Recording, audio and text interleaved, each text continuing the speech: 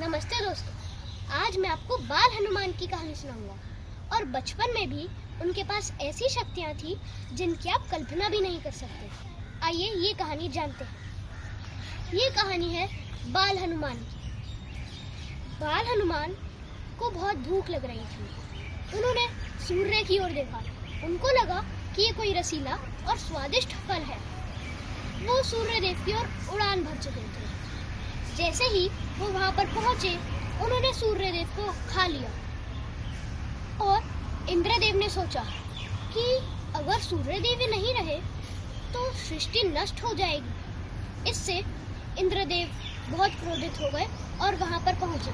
इंद्रदेव ने अपने वज्र से हनुमान जी पर प्रहार किया। हनुमान जी के मुंह से सूर्य बाहर आ गया और वो धरती पर गिर गए। यह सब देखकर वायुदेव को बहुत गुस्सा आया और गुस्सा आने पर उन्होंने पूरी सृष्टि की हवा रोक दी, जिससे सारे देव चिंतित हो गए।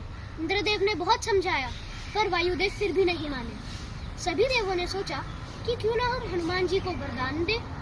ऐसे ही सभी देवों ने एक एक करके हनुमान जी को वरदान दिए, जिससे वायुदेव मान गए और उन्होंने हवा फिर से चला दी। और जब हनुमान जी बहुत छोटे थे, उनको इन सारे वरदानों और शक्तियों का प्रयोग अच्छे से करना नहीं आता था।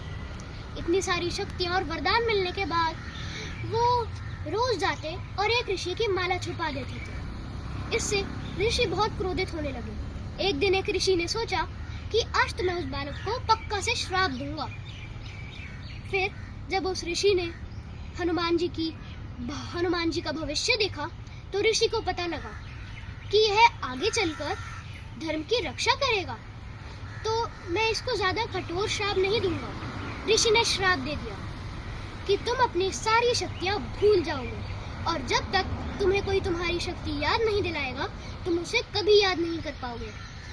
फिर कहानी बढ़ती है कुछ सालों बाद, जब रावण सीता जी का हरण कर लेता है और सभी वानर सेना सीता जी की खोज में लग जाती है। फिर जब लंका का पता लगता है तो सब बताते हैं कि लंका तक जाने के लिए समुद्र को लांघना पड़ेगा।